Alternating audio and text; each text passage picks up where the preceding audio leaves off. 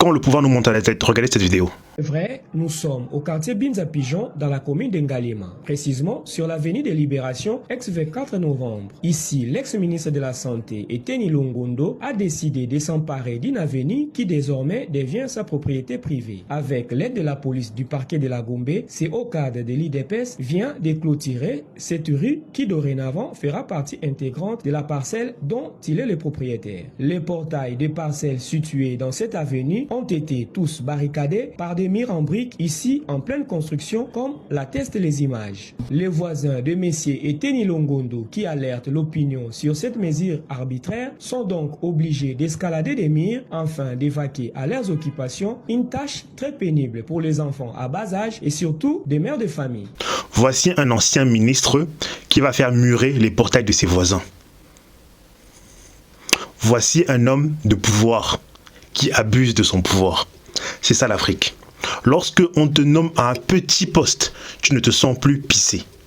Lorsque tu as un petit avantage sur le bas peuple, tu les traites comme de la sous-merde. Ça, c'est le propre de l'Africain qui réussit. Tu veux être le seul en haut. Au lieu de penser au bien-être de ta communauté, tu veux être le seul qui possède tout. Tu veux que ton bonheur nuise aux autres. Tu veux que ton bonheur passe avant celui de tout le monde, avant celui de ta communauté. Il faut que lorsque tu passes, qu'on dise que oui, tu es passé. Il n'y a que toi qui as droit à ce genre d'éloge. Au lieu de dire que non, ta commune, ta ville, ton quartier est un quartier qui est beau, bien entretenu, tes voisins sont heureux, tout se passe bien dans ta communauté. Non, il faut qu'on dise que non, toi, l'ancien ministre. C'est ça notre problème en Afrique. C'est pour ça que la démocratie ne marchera pas chez nous. La démocratie, ce n'est pas notre modèle. Parce que c'est trop facile de se faire élire pour 5 ou 7 ans et ensuite faire ce qu'on veut. Et même après. Il faudrait que ce genre de personne, à la moindre escarmouche, comme dit justement votre président, qu'il soit sanctionné. Qu'on lui enlève tous ses galons directs. Qu'on lui enlève tous ses avantages directs. Tous ses avantages. Et il faut en faire un exemple. Parce que trop, c'est trop. On est malmené de tous les côtés.